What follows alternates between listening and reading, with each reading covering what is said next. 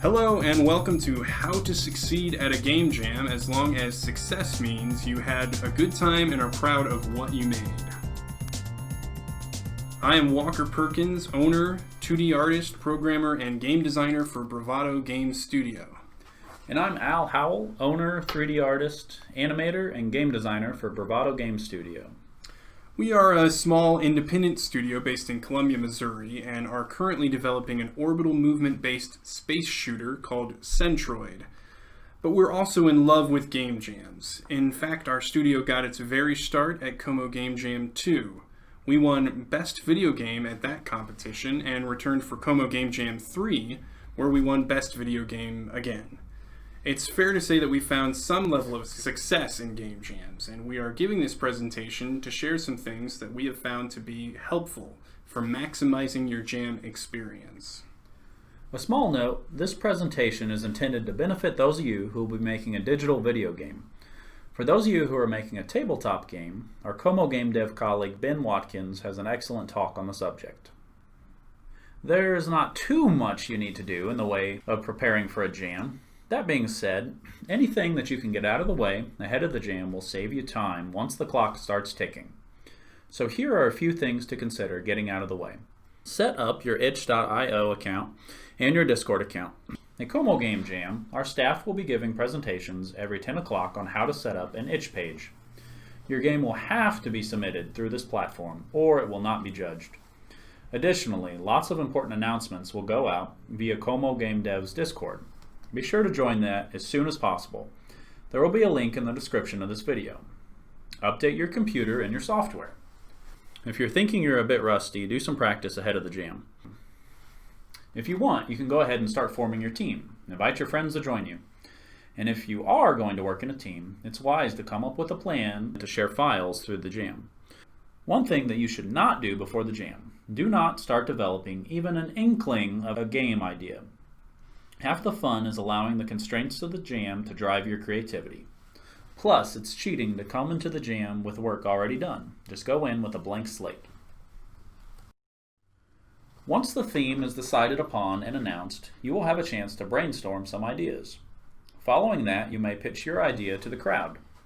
Stay away from the obvious. Your first idea will probably be very obvious, and most likely somebody else has already thought of it. One exercise that we've done is to throw out the first 3 ideas we came up with. We literally write them down just so we can scratch them off. Get the easy and obvious out of your system and move on. For instance, the theme for Como Game Jam 3 was star. The celestial interpretation of the word is obvious, but some of the more interesting entries into the jam were ones where they took that to mean celebrity or even a ninja's throwing star. A well-rounded group will have people with skills in programming, art, game design, sound design, and music. If your group is lacking in any of these areas, be sure and let the crowd know what you need. Someone may want to join your group.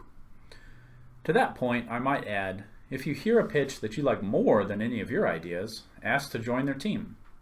During both Como Game Jams we formally competed in, we did not decide on a solid idea until a few hours into the jam. It was important for us to spend as much time on idea generation as we needed. When designing your game, remember, you're not here to create a masterpiece. You're here to jam, and jamming means improvising. A game jam is a perfect opportunity to try something absurd.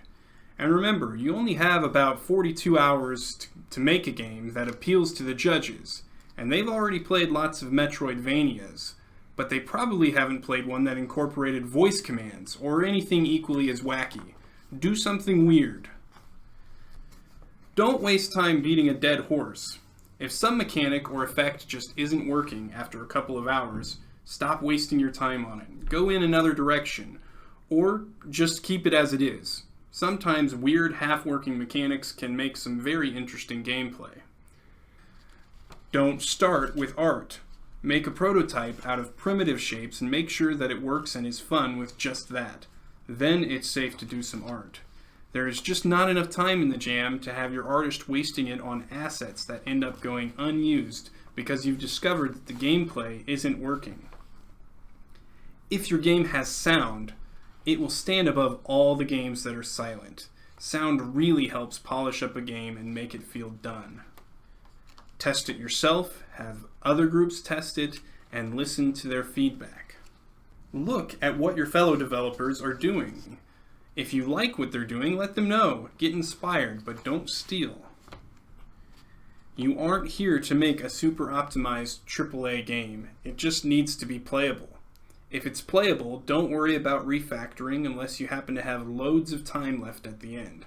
Even then, that's a risky step. And finally, this is a chance to do something crazy. Make something you've never played before and make something that you would want to play. The best general jam tip that I can give is to sleep. Sleep is so important to brain function and creativity. Yes, there's only about 42 hours to complete your game, but at some point each day, your effectiveness is going to decline heavily and exponentially until you get some sleep.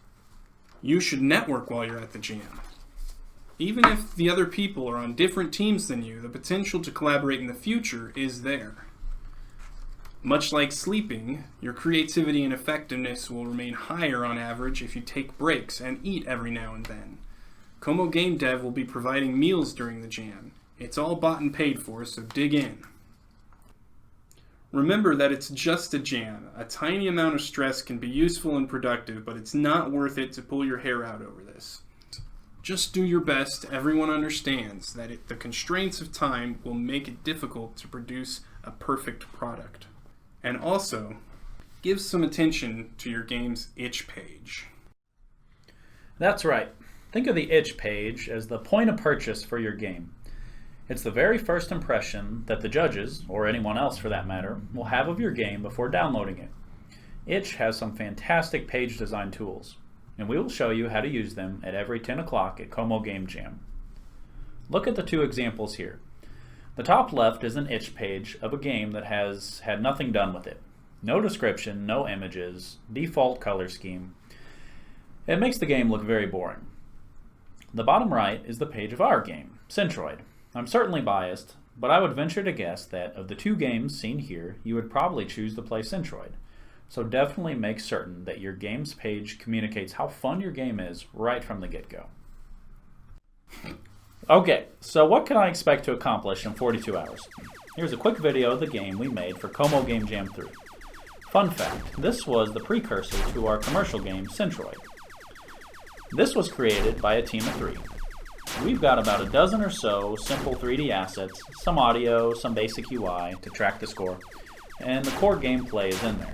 This is not a AAA game, but it's about what your team is able to accomplish within the time frame. When planning your game, keep scale in mind. You will probably not be able to get everything done that you want to, no matter what. Make sure you identify what is most important and focus on that. Como Game Dev and Como Game Jam do not require you to make your projects open source. We want this to be an opportunity to get started on a property that could propel you into entrepreneurship. So once the Game Jam is over, keep working on your game. Both of our first two Como Game Jam games went on to become something larger and have provided us with some measurable success as a game studio. Our first game, Handsy, went on to get nearly 200,000 views on YouTube just from Let's Play videos, and our second game, Centroid, was an official selection for Pixel Pop Festival 2019 and is now commercially available in early access. And remember, once the jam is over, so are all of the jam's rules. You are free to abandon the theme if your game would be better off without it. Unless you really want to, don't spend money on assets or tools. There are tons of free resources out there. Here are just a few that we know of to be particularly useful. And to wrap up, here are some take-home points. Have fun, learn something new, make new friends, don't be a perfectionist, and above all, finish a game. I've been Al. And I've been Walker of Bravado Game Studio and Como Game Dev. Thanks for watching.